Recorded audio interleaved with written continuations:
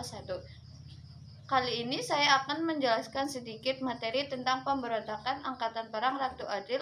Pemberontakan Angkatan Perang Ratu Adil terjadi pada 23 Januari 1950 di Bandung, dipimpin oleh Kapten Raymond Westerling, seorang mantan perwira Koninklijke Nederlands Indisch Leger, yaitu tentara kerajaan Hindia Belanda. Gerakan ini bertujuan mempertahankan bentuk negara federal hasil konferensi meja bulat dan menolak pembentukan negara kesatuan Republik Indonesia.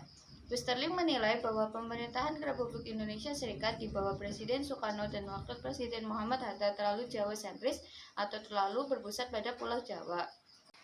Latar belakang munculnya APRA berkaitan erat dengan hasil konferensi meja bulat pada Agustus 1949 di Den Haag. Hasil utama KMB antara lain: 1. Belanda menarik pasukan Koninklijke Leger dari Indonesia. 2. Pasukan Kolonial akan dibubarkan dan dilebur ke dalam Tentara Nasional Indonesia. Keputusan ini menimbulkan ketakutan di kalangan ex-kolonial karena mereka khawatir akan mendapat hukuman atau diskriminasi setelah bergabung dengan TNI. Melihat situasi ini, Raymond Westerling yang sebelumnya memimpin pasukan khusus Depot Special Truppen memanfaatkan kekhawatiran tersebut dan mengumpulkan sekitar 8.000 pasukan, sebagian besar ex-kolonial dan deserter. Ia menamai pasukannya Angkatan Perang Ratu Adil, terinspirasi dari ramalan Jangka Jayabaya tentang munculnya tokoh penyelamat bernama Sang Ratu Adil. Selain itu, Westerling juga ingin mempertahankan keberadaan negara Pasundan yang merupakan salah satu negara bagian dalam sistem federal buatan Belanda. Ia menuntut agar APRA diakui sebagai tentara resmi negara Pasundan. 3. Kronologi jalannya pemberontakan.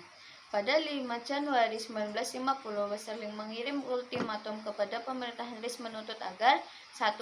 Negara-negara bagian dihormati keberadaannya. 2. Pemerintah Inggris mengakui APRA sebagai tentara resmi negara Pasundan. Bila tuntutan itu tidak dipenuhi dalam 7 hari, ia mengancam akan memulai perang besar. 23 Januari 1950, pasukan APRA bergerak dari Cimahi menuju Bandung.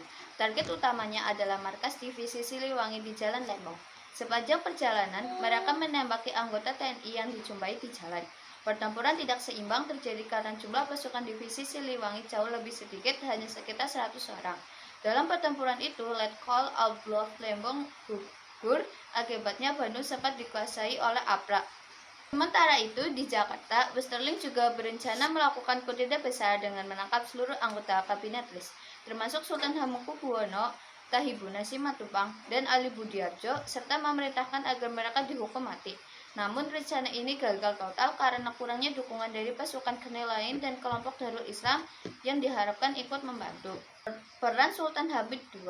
Sultan Hamid II dari Pontianak yang saat itu menjabat sebagai Menteri Negara tanpa portofolio dan koordinator perancang lambang negara, ternyata bersekongkol dengan Westerling. Ia kecewa karena jabatannya dianggap tidak penting dan masih ingin mempertahankan sistem negara federal.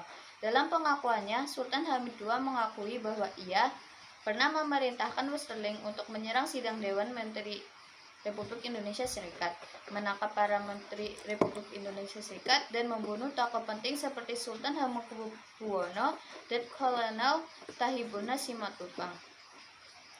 Namun, rencana kudeta ini gagal total setelah pihak segera mengambil tindakan tegas. Pasan pemberontakan. Setelah serangan APRA di Bandung, Presiden Soekarno dan Wakil Presiden Muhammad Hatta segera menghubungi Komisi Tinggi Belanda untuk menekan Westerling. Mayor Jenderal Eichels, kemudian komandan tertinggi Belanda di Bandung, mendesak Westerling meninggalkan kota. Pasukan APRIS, Angkatan Perang Republik Indonesia Serikat, kemudian melakukan operasi pembersihan terhadap sisa-sisa pasukan APRA. Westerling sempat melarikan diri ke Jakarta dan bertemu kembali dengan Sultan Hamid II di Hotel Des Indes, tetapi setelah gagal, ia kabur ke Singapura dengan bantuan Belanda. Meskipun Indonesia meminta agar Belanda mengekstradisi Westerling, permintaan itu tidak dipenuhi. Westerling akhirnya hidup di Belanda hingga meninggal tahun 1987. Sementara itu, Sultan Hamid II ditangkap pada 5 April 1950 karena terlibat langsung dalam rencana kudeta.